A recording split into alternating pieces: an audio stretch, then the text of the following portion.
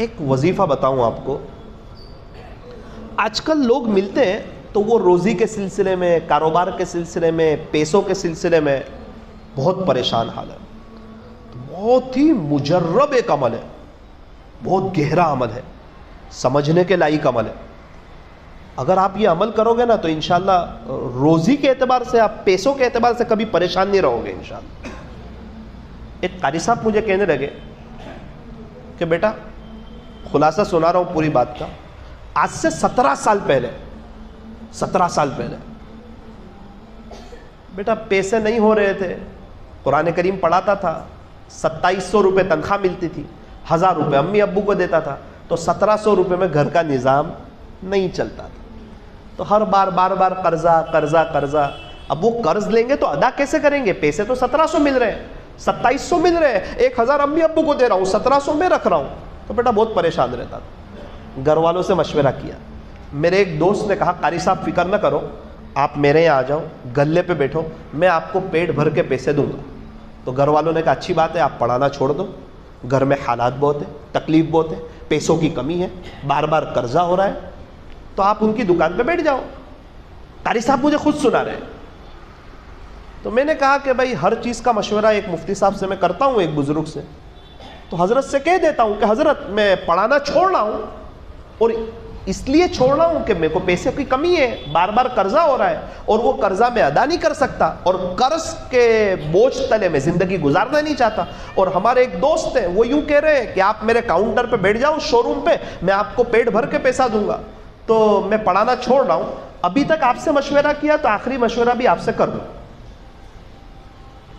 مفتی صاحب نے کہا کہ آپ کو پڑھانا نہیں چھوڑنا ہے. تو کہا حضرت اگر میرے پیسے کا مسئلہ حل ہو جائے تو میرا ارادہ بھی نہیں ہے پڑھانا چھوڑنا، میں نہیں چھوڑنا چاہتا پڑھانا. میں تو بچوں کو پڑھا رہا ہوں قرآن کریم، کتنے بچے حافظ ہو گئے، کتنے بچے قاری کلاس پڑھ رہے ہیں. میں خود نہیں چاہ رہا ہوں لیکن مجبوری ہے، پیسے نہیں ہو رہے. چلو میں آپ کو ایک عمل بتاتا ہوں. بولے 3 عمل کر لو. ٹھیک ہے مفتی صاحب بتاؤ.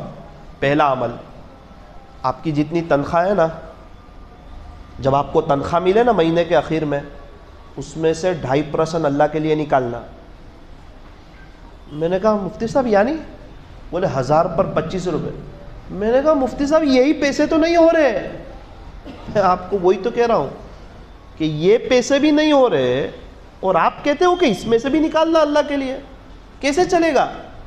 مفتی صاحب نے کہا کہ آپ مشورہ کرنے آئے یا اپنی بات سنانے آئے؟ مشورہ کا جواب دینے والا امین ہوتا ہے، وہ خیرخواہ ہوتا ہے. میں آپ کا خیرخواہ ہوں، میں آپ کو اچھی بات بتا رہا ہوں. تو آپ مشورہ کرنے آئے، آپ میری بات پہ عمل کرو گے کہ نہیں کرو گے پہلے وہ بتاؤ. انشاءاللہ عمل کروں گا. بولے انشاءاللہ. ٹھیک ہے چلو عمل کرو. بولے 2.5% اللہ کے لیے نکالو. انشاءاللہ چلو نکالوں گا. بولے 1000 پر 25 روپے نا، نکالوں گا. بولے اب 1000 پر 25 ہو تو 10,000 پر کتنے ہو؟ 250 روپے. ٹھیک ہے. دوسرا عمل، بولے پورے 24 گھنٹے میں کبھی بھی یا رزاقو، اے روزی دینے والے اللہ، یہ اللہ کی رحمت کو کھینچنے والا عمل ہے. 313 مرتبہ پڑھو یا رزاقو یا رزاقو یا رزاقو، اے روزی دینے والے اللہ، اے روزی دینے والے اللہ. تو اللہ کی رحمت متوجہ ہوگی تو اللہ آپ کو روزی دے گا. آگے پیچھے 3 مرتبہ درود ابراہیم اور یا رزاقو 313 مرتبہ کا. بہت اچھا.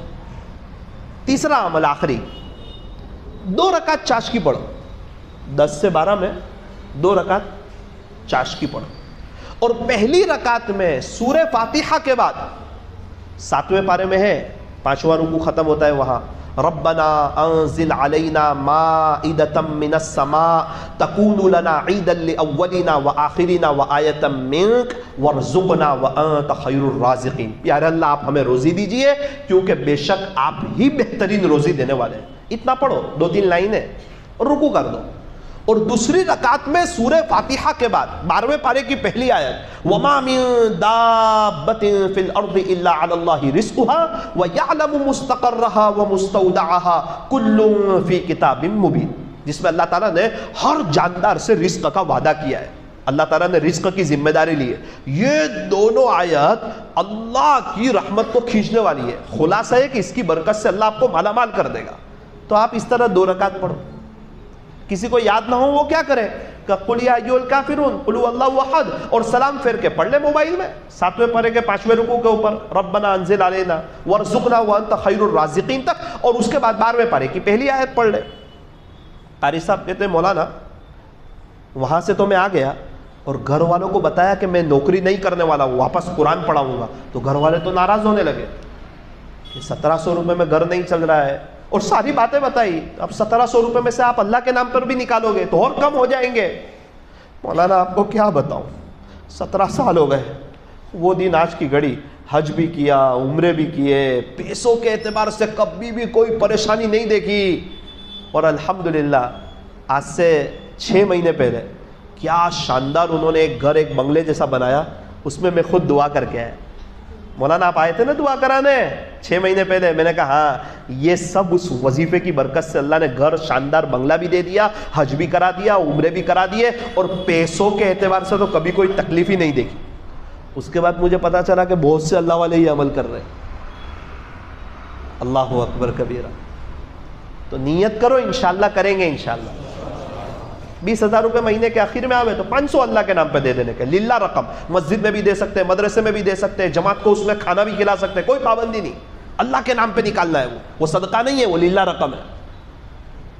اور 313 مرتبہ یا رزاق، آگے پیچھے 3 مرتبہ درود ابراہیم، اور 2 رکعت چاش کی برکت سے بھی اللہ تعالیٰ روزی میں اضافہ فرماتے۔ تو اللہ تعالیٰ ہم تمام کو برکتوں والی حلال روزی بھی عطا فرمائے، اور اللہ تعالیٰ ہمیں کسی کا قرض دار محتاج نہ بنائے، اور اللہ تعالیٰ ہمیں سچی توبہ کرنے کی اور آخرت کو سامنے رکھتے ہوئے زندگی گزارنے کی اللہ ہمیں توفیق اور سعادت نصیب فرمائے۔